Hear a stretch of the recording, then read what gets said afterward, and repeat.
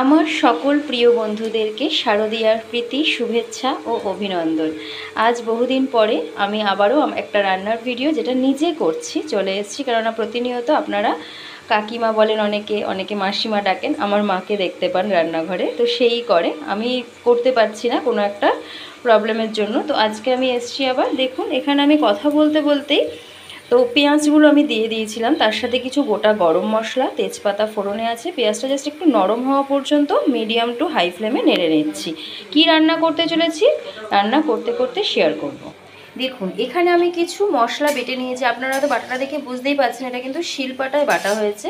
আছে ধনে আর গোটা জিরে বাটা, যেটা গরম জলে ভিজিয়ে রাখা হয়েছিল, তাহলে বাটতে তাড়াতাড়ি হয়ে যায় স্মুথলিভাবে।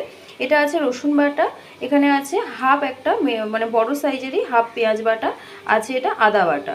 আর এখানে আমি দেখাচ্ছি বাকি উপকরণ।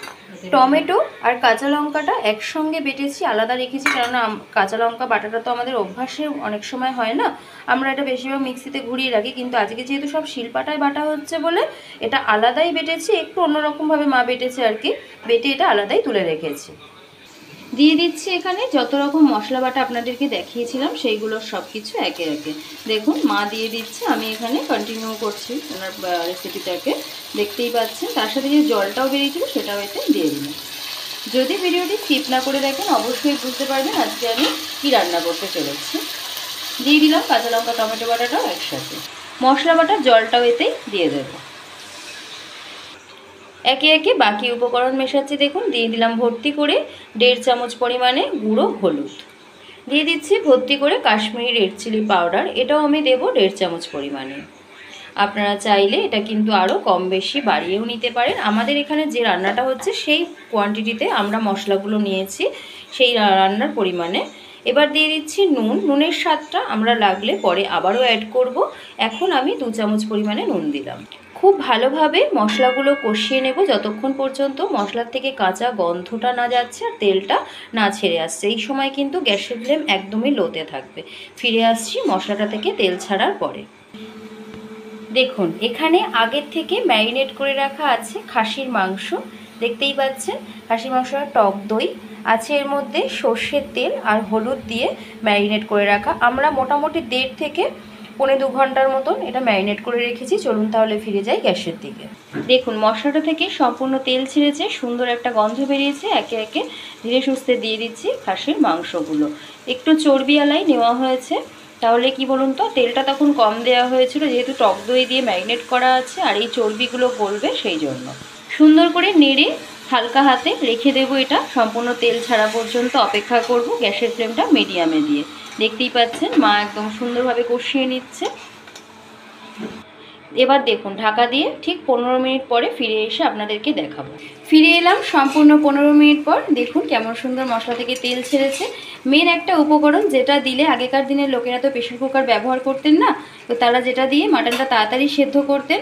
দেখুন, দিয়ে দিচ্ছি কেটে ভালো করে আগের থেকে ধুয়ে তারপরে আমরা ছাড়িয়েছি, কারণ ছাড়ানোর পর আর ধোয়া যাবে না। পেঁপের আঠাতে মাটনটা তাড়াতাড়ি সেদ্ধ হবে বিনা প্রেশার কুকারে।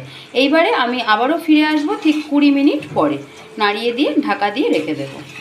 দেখুন, আগের থেকে ভেজে রাখা আলুগুলো এই পর্যায়ে দিয়ে দেবো। মাংস থেকে কিন্তু তেলটা ছেড়েই দিয়েছে, আলু ভাজাটা আপনাদেরকে আর দেখানো হয়নি, আগেই ভেজে রেখেছিলাম। আমি আবারও এটা নাড়িয়ে 15 মিনিট মতন পরে ফিরে আসব। কাঁচা পেঁপে দেওয়ার উপকারিতা যেটা হচ্ছে, মাংসটা দ্রুত সেদ্ধও হয়ে যায় কোনো রকম প্রেশার কুকার ছাড়াই। আর প্রেশার কুকার ছাড়া যেটা কড়াইতে রান্না করা হয় তার স্বাদটাও বজায় থাকে সেই জন্য। দেখুন, এইবারে এটা কষানো সম্পূর্ণ হয়ে গেছে। দেখতেই পাচ্ছেন মশলাটা তলায় একদম লেগে লেগে যাচ্ছে, দেখেই কতটা লোভনীয় বোঝা যাচ্ছে। খাসির মাংস সঙ্গে গরম গরম ভাত, অসাধারণ কম্বিনেশন একটা। এই পর্যায়ে দিয়ে দেব গরম জল। আপনারা জানেন আমি রান্নায় সবসময় যেন গরম জলটাই ব্যবহার করি, এতে রান্নার স্বাদটাও বজায় থাকে, দ্রুত সেদ্ধও হয়। এইবারে আমি এই সময় নুনটাও দেখে নেব। এবারে অপেক্ষা করব একদম মাংসটা সেদ্ধ হওয়া পর্যন্ত। ফিরে আসবো সেদ্ধ হওয়ার পর। এই সময় অতি অবশ্যই নুনটা দেখে নেবেন। সম্পূর্ণ মাংসটা কতটা লোভনীয় হয়েছে মা একটু দেখিয়ে দিচ্ছে নেড়ে আপনাদেরকে। সম্পূর্ণ মাংসটা সেদ্ধ হয়ে গেছে, একদম রেডি। আর চাইলে আপনারা যদি বেশি ঝোল রাখতে চান তো রাখবেন। আমাদের একটু মাখা মাখা রান্না করা হলো। এবারে দিয়ে দেবো এতে ঘরে তৈরি করা গুঁড়ো গরম মশলা। গরম মশলাটা দিয়ে গ্যাসটা নিভিয়ে ঢাকা দিয়ে 5 মিনিট রেখে দেবো, তাহলেই সম্পূর্ণ মাংস রেডি। এতক্ষণ ধরে আমার রান্নাঘরের ভিডিও দেখার জন্য আপনাদের সকলকে অসংখ্য ধন্যবাদ। সকলে ভালোভাবে দিনটা কাটান, ভালো থাকুন, সুস্থ থাকুন।